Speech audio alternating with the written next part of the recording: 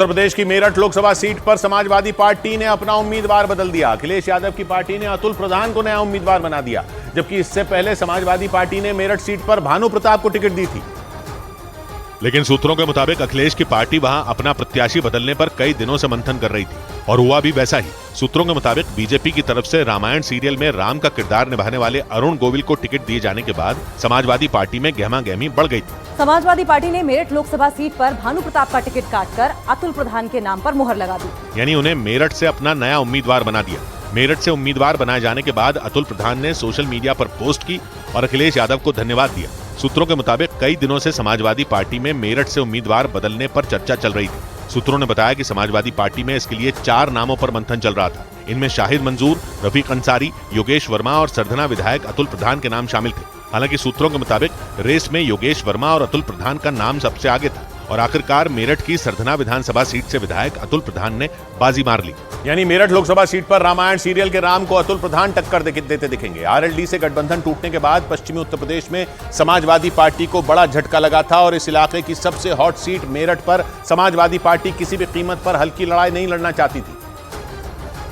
और सूत्रों के मुताबिक इसीलिए अखिलेश यादव ने भानु प्रताप की टिकट काटकर अतुल प्रधान को पकड़ा दी। सूत्र बताते हैं कि भानु प्रताप को टिकट दिए जाने का विरोध मेरठ में समाजवादी पार्टी के कार्यकर्ताओं और समर्थकों ने भी किया था। ऐसे में अरुण गोविल को टक्कर देने के लिए समाजवादी पार्टी ने उम्मीदवार बदल दिया। वैसे तो मेरठ से मायावती की पार्टी बीएसपी ने देवव्रत त्यागी को अपना उम्मीदवार बनाया है, लेकिन वहां सीधी टक्कर बीजेपी के अरुण गोविल और विपक्षी गठबंधन के प्रत्याशी अतुल प्रधान के बीच ही बताई जा रही है। अतुल प्रधान मेरठ की सरधना विधानसभा सीट से विधायक है। 2022 में उन्होंने बीजेपी के फायर ब्रांड नेता संगीत सोम को हरा दिया था, जिसके बाद वो काफी चर्चा में आ गए थे। सूत्र बताते हैं कि समाजवादी पार्टी की तरफ से मेरठ लोकसभा सीट पर अतुल प्रधान के नाम पर मोहर लगने के पीछे कई वजह हैं। अतुल प्रधान की गिनती पश्चिमी उत्तर प्रदेश में समाजवादी पार्टी के सबसे भरोसेमंद और तेज तर्रार नेताओं में होती है और सूत्रों के मुताबिक अखिलेश यादव का करीबी होना भी अतुल प्रधान के पक्ष में गया। हालांकि 2024 के चुनावी संग्राम में यह पहली बार नहीं है जब समाजवादी पार्टी ने अपने उम्मीदवार बदल दिए हों। खासतौर से पश्चिमी उत्तर प्रदेश में अखिलेश यादव की पार्टी फूंक फूंक कर कदम रख रही है और सूत्रों के मुताबिक अतुल प्रधान को उम्मीदवार बनाकर मेरठ सीट पर रामायण के राम के खिलाफ समाजवादी पार्टी ने गुर्जर कार्ड चल दिया। क्योंकि पश्चिमी उत्तर प्रदेश में अखिलेश का दाहिना हाथ कहे जाने वाले अतुल प्रधान गुर्जर समुदाय से आते हैं। गुर्जर वोटरों के साथ ही मुस्लिम वोटरों में भी उनकी अच्छी खासी पकड़ मानी जाती है और मेरठ लोकसभा सीट पर मुस्लिम समुदाय के वोटरों की भूमिका बहुत ही अहम रहती है। या यूं कह लीजिए कि मुस्लिम समुदाय के वोटर मेरठ लोकसभा सीट पर किसी भी प्रत्याशी की जीत हार तय कर सकते हैं। देश की राजधानी दिल्ली से मेरठ की दूरी करीब 100 किलोमीटर है और मेरठ से 175 किलोमीटर आगे उत्तराखंड का काशीपुर आ जाता है। पश्चिमी उत्तर प्रदेश के मेरठ लोकसभा क्षेत्र में हापुड़ जिले का कुछ हिस्सा भी जुड़ता है। इसकी सीमाएं बिजनौर, मुजफ्फरनगर, बागपत, गाजियाबाद, बुलंदशहर और अमरोहा लोकसभा सीटों से लगती हैं। यानी मेरठ लोकसभा सीट पश्चिमी उत्तर प्रदेश के बिल्कुल केंद्र में है और इसीलिए मेरठ लोकसभा सीट को सियासी संदेश के हिसाब से काफी अहम माना जाता है। और यही वजह है कि सियासी पार्टियों ने पश्चिमी उत्तर प्रदेश की इस सीट को जीतने के लिए पूरी ताकत झोंक दी। इस बीच मेरठ लोकसभा सीट से बीजेपी उम्मीदवार अरुण गोविल ने अपना नामांकन दाखिल कर दिया। मेरठ में 26 अप्रैल को दूसरे चरण में मतदान होगा और मेरठ में जीत दोहराने के लिए बीजेपी ने अरुण गोविल को प्रत्याशी बनाया है। उनके नामांकन के दौरान उत्तर प्रदेश के डिप्टी सीएम केशव प्रसाद मौर्य भी मेरठ में मौजूद रहे और नामांकन दाखिल करने से पहले अरुण गोविल ने केशव प्रसाद मौर्य और दूसरे बीजेपी नेताओं के साथ वहां एक भव्य रोड शो भी किया। इस दौरान वहां सड़क पर बीजेपी कार्यकर्ताओं और समर्थकों का हुजूम उमड़ पड़ा।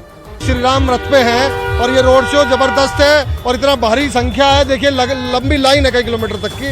रोड शो के दौरान एक ट्रक के ऊपर खड़े होकर अरुण गोविल हाथ हिलाकर अपने समर्थकों का अभिवादन करते दिखे। रोड शो के दौरान उनके साथ डिप्टी सीएम केशव मौर्य के अलावा मेरठ से मौजूदा सांसद राजेंद्र अग्रवाल भी नजर आए। रोड शो में शामिल बीजेपी कार्यकर्ताओं ने दावा किया कि जैसे 2024 में अयोध्या में भगवान राम मंदिर में विराजमान हुए, वैसे ही मेरठ से टीवी सीरियल के राम को जिताकर लोकतंत्र के मंदिर में विराजमान किया जाएगा। ये मेरठ की पावन माटी पर फूल खिलाने आए हैं, ये राम रूप की परछाई में दीप जलाने आए हैं। मेरठ के शास्त्री नगर से निकला ये रोड शो कचहरी के पास अंबेडकर चौराहे तक चला। इसके बाद अरुण गोविल ने अपना नामांकन दाखिल किया। अरुण गोविल का जन्म मेरठ में ही हुआ था। उन्होंने मेरठ में ही अपनी शुरुआती पढ़ाई की थी। बाद में वो मुंबई चले गए थे और धारावाहिक रामायण में राम की भूमिका निभाकर घर घर में अपनी पहचान बना ली थी। और इसी साल 22 जनवरी को राम मंदिर में हुए प्राण प्रतिष्ठा समारोह का हिस्सा बने थे। लेकिन इसके 2 ही महीने बाद खबर आई कि बीजेपी की तरफ से अरुण गोविल लोकसभा का चुनाव लड़ेंगे और उत्तर प्रदेश में अपनी जन्मभूमि मेरठ से ही अपनी चुनावी पारी का आगाज करेंगे। वैसे अरुण गोविल पहले भी राजनीति का हिस्सा रह चुके हैं, लेकिन इससे पहले वो कांग्रेस में थे। 2019 में तो उनके मध्य प्रदेश के इंदौर से चुनाव लड़ने की खबर भी उड़ रही थी और कहा जा रहा था कि अरुण गोविल एक बार फिर कांग्रेस का हाथ थामेंगे और 2019 के चुनाव में इंदौर से चुनाव लड़ेंगे, लेकिन ऐसा नहीं हुआ। वैसे उनके चुनाव लड़ने की खबर 1988 में भी आई थी और तब के अखबारों में लिखा गया था कि अरुण गोविल को राजीव गांधी इंदौर से टिकट देना चाहते थे, लेकिन ऐसा नहीं हुआ। तब के अखबारों ने लिखा था कि अरुण गोविल अपनी छवि को लेकर इतने सतर्क थे कि उन्होंने चुनाव लड़ने से इनकार कर दिया था और कांग्रेस हाईकमान के आगे हाथ जोड़ लिए थे, लेकिन उन्होंने कांग्रेस के लिए प्रचार जरूर किया था और 1988 में तब के इलाहाबाद में हुए उपचुनाव में वीपी सिंह के खिलाफ प्रचार किया था और राम के नाम का हवाला देकर वोट की अपील की थी। यानी 1988 में कांग्रेस के लिए भी राम के नाम पर वोट मांगे गए थे और वो वोट अरुण गोविल ने मांगे थे, लेकिन उन्होंने चुनाव नहीं लड़ा था। वो अलग बात है कि रामायण में सीता की भूमिका निभाने वाली दीपिका चिखलिया और रावण की भूमिका निभाने वाले अरविंद त्रिवेदी ने बाद में लोकसभा चुनाव लड़ा था और 1991 में दोनों ही कलाकार बीजेपी की टिकट पर चुनावी मैदान में उतरे थे और दोनों ही चुनाव जीत गए थे।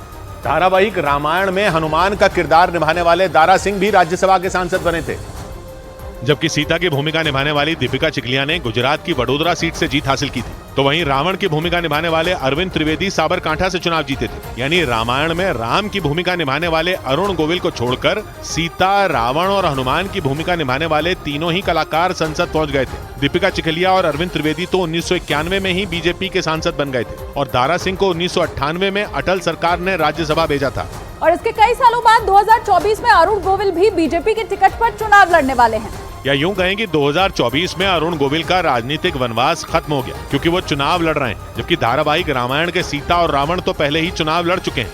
लेकिन जिस रामायण सीरियल ने अरुण गोविल को नई पहचान दी थी, वो उसके पहले ऑडिशन में रिजेक्ट हो गए थे और खबरों के मुताबिक रामायण सीरियल बनाने वाले रामानंद सागर ने उस वक्त अरुण गोविल को पसंद नहीं किया था, क्योंकि वो अरुण गोविल की सिगरेट पीने की आदत से नाराज हो गए थे। कहते हैं कि रामानंद सागर को उनकी आदत बिल्कुल भी पसंद नहीं आई थी। हालांकि एक इंटरव्यू में अरुण गोविल ने बताया कि इसके बाद फिल्म निर्माता सूरज बड़जात्या की एक सलाह पर उन्हें भगवान राम का रोल फिर से मिल गया था। अरुण गोविल के मुताबिक रामानंद सागर ने बाद में जब उनका ऑडिशन देखा तो वो उनकी मुस्कुराहट देखकर तुरंत राजी हो गए थे। अरुण गोविल ने बताया था कि सूरज बड़जात्या ने उन्हें अपनी सौम्य मुस्कान का इस्तेमाल करने की सलाह दी थी। हालांकि खुद अरुण गोविल ने रामानंद सागर को उस वक्त इस बात का भरोसा दिलाया था कि वो फिर कभी सिगरेट को हाथ नहीं लगाएंगे। मतलब टीवी पर राम के किरदार ने अरुण गोविल को उनकी एक बुरी आदत से दूर कर दिया था। इसके बाद रामायण के राम जब टीवी के जरिए लोगों के घर घर पहुंचे तो सबने उन्हें एक अभिनेता नहीं बल्कि सच में भगवान राम समझ लिया था। उस दौर में उनकी लोकप्रियता इतनी बढ़ गई कि सार्वजनिक जगहों पर आम लोग उनके पैर तक छूने लगे थे। इस बीच